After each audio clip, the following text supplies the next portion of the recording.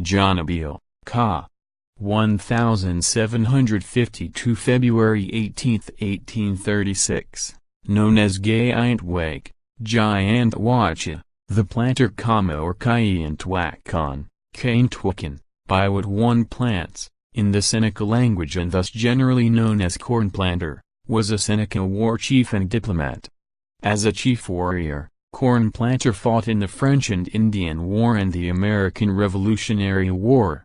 In both wars, the Seneca and 3 other Iroquois nations were allied with the British. After the war, Cornplanter led negotiations with the United States and was a signatory of the Treaty of Fort Stanwix, 1784. He helped gain Iroquois neutrality during the Northwest Indian War. In the post-war years, he worked to learn more about European-American ways and invited Quakers to establish schools in Seneca territory. Disillusioned by his people's poor reaction to European-American society, he had the schools closed and followed his half-brother Handsome Lake's movement, returning to traditional Seneca way. The United States government granted him about 1,500 acres of former Seneca territory in Pennsylvania in 1796 for him and his heirs forever, which became known as the Cornplanter Tract. It was flooded in 1965 by the Kinzua Dam, and most of the remaining residents were relocated to the Allegheny Reservation of the federally recognized Seneca Nation of New York. Early life: Cornplanter was born around 1752 at Caughnawagas, now in the town of Caledonia, on the Genesee River in present-day New York State. He was the son of a Seneca woman, Gahanonet, she who goes to the river, and a Dutch man, Johannes John Abiel. The Dutch had settled in the area generations ago, and Cornplanter's father, an Albany fur trader, was part of an established family. The Abiel family name was sometimes Gaelicized to Obail, Obiel and Abiel. John Abiel, 1722–1794, was connected to the Schuyler family, leaders in business and politics. The grandfather after whom he was named, 1667–1711, was trader and merchant who built up links with the indigenous people along his trade routes, and who served as the second mayor of Albany, later the capital of New York. The younger John Abiel was a gunsmith and was gladly accepted into the Indian community to repair their guns. Cornplanter was raised by his mother among the Seneca. His Seneca name, Giantweg, often spelled Giantwacha, means the planter, and another variation, Caintwakan, means by what one plants. As the Seneca and other Iroquois nations had a matrilineal system of kinship, Cornplanter was a member of his mother's clan, the Wolf clan, which included many leaders in the relations between settlers and Indians, and gained his status from them. War Chief: Cornplanter first became known as War Chief of the Seneca when they allied with the French against the English during the French and Indian War, part of the 7 Years' War between the European nations. He was present at Braddock's defeat.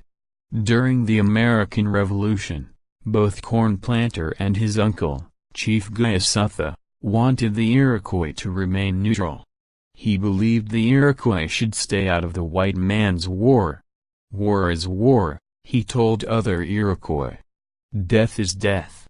A fight is a hard business." Both the British and the American patriots had urged the Iroquois nations to stay neutral. Both sides initially told Indians that there was no need for their involvement. When the fighting between the colonists and the British heated up, however, both sides sequentially tried to recruit the Iroquois as allies. The British offered large amounts of goods, specifically rum and other goods. The Iroquois met together at Oswego in July 1777, to vote on their decision. Although Giasutha and Cornplanter voted for neutrality, When the majority of chiefs voted to side with the British, they both honored the majority decision. Because of the status of the Seneca as war chiefs among the Iroquois, most of the Iroquois Confederacy followed suit. The Iroquois named Saquarogta and Cornplanter as war chiefs of the Iroquois. 4 of the Iroquois nations were allies of the British: the Mohawk, Seneca, Onondaga and Cayuga. Cornplanter joined forces with the Loyalist Lieutenant Colonel John Butler and his Rangers at the 1778 Battle of Wyoming Valley in present-day Pennsylvania. They killed many settlers and destroyed their properties, in what became known in United States history as the Wyoming Massacre. Fighting on the frontier was fierce. Patriot forces under Colonel Thomas Hartley burned Chiaga. In reprisal, Cornplanter and Joseph Brant participated in the 1778 Loyalist Iroquois attacks led by Captain Walter Butler and Butler's Rangers in Cherry Valley, New York, later known by the Americans as the Cherry Valley Massacre. During this offensive many unarmed Patriot civilians were killed or captured. During this campaign, Cornplanter's men happened to capture his father Johannes Abel after burning his house. Cornplanter, who had once gone as a young man to see Abel, recognized him and offered apology. He invited Abel to return with the Seneca or to go back to his white family.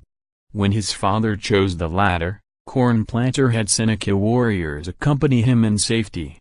After the victories of the Loyalist and Iroquois forces, Commander-in-Chief General George Washington commissioned Major General John Sullivan to invade Six-Nation territory throughout New York and destroy Iroquois villages. At the Battle of Newtown, Iroquois and British troops were decisively defeated. But Sullivan and his army of 5,000 men caused greater damage in their scorched earth campaign. They methodically destroyed Iroquois villages, farms, stored crops and animals between May and September 1779 throughout the Iroquois homeland, upstate and western New York. Cornplanter, along with Brant, Old Smoke, and Lieutenant Colonel John Butler, fought a desperate delaying action in order to allow the escape of many refugees, both native and non-native, who went to Canada. Surviving Iroquois suffered terribly during the following months in what they called the Winter of the Deep Snow. Many froze or starved to death. Cornplanter and Seneca warriors continued to fight with the British against the Patriots, hoping to expel the colonists from their territory. Post-Revolutionary War years, with Britain's final defeat in the war, Cornplanter recognized the need for a positive diplomatic relationship with the fledgling government of what the Iroquois called the 13 Fires. He became a negotiator in disputes between the New Americans and the Seneca as well as other indigenous tribes. He was a signatory of the Treaty of Fort Stanwix, 1784, although this treaty was never ratified by the Iroquois, and participated in later meetings with both Presidents George Washington and Thomas Jefferson. After the American Revolution, Native Americans west of the Allegheny Mountains mounted a resistance in the Northwest Indian War in Ohio and Indiana, hoping to repulse the Americans. Cornplanter kept the Iroquois neutral in this conflict. In addition, he tried to negotiate with the Shawnee on behalf of the U.S. In 1790, Cornplanter and his brother Halftown, also a chief, traveled to Philadelphia to meet with President George Washington and Pennsylvania Governor Thomas Mifflin. They were protesting the current treatment of their people. Cornplanter and Halftown extracted an agreement from Washington and Mifflin to protect Iroquois land. The speech of the Cornplanter, December 1, 1790. Cornplanter made many trips to the cities to strengthen relationships and talk with those who were interested in his people. He tried to learn the ways of the European Americans, as he saw it necessary for future relations between the Haudenosaunee and Americans. He was impressed by the beliefs and practice of the Quakers. He invited them to educate his son and develop schools in Seneca territory.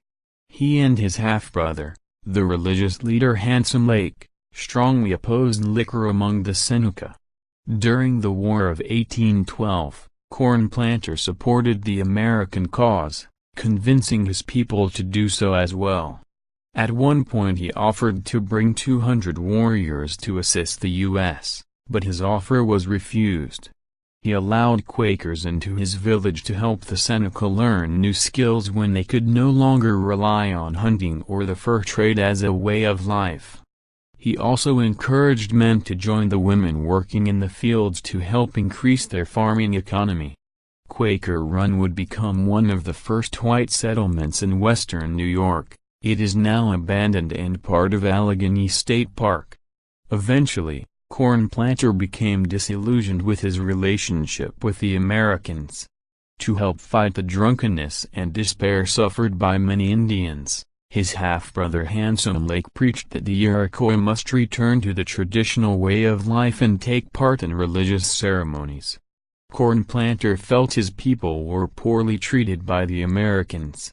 He heeded Handsome Lake's prophecy that they should return to tradition and turn away from assimilation to white ways. He burned his military uniform, broke his sword, and destroyed his medals. He closed the schools but did not completely break relations with the Quakers. He retained a relationship of love and respect with them. Cornplanter also occasionally expressed sentiments of racism. Upon taking a short ride on the first steamboat to navigate the upper Allegheny River, Cornplanter, while generally impressed with the boat, quipped that white men will do anything to avoid using their muscles.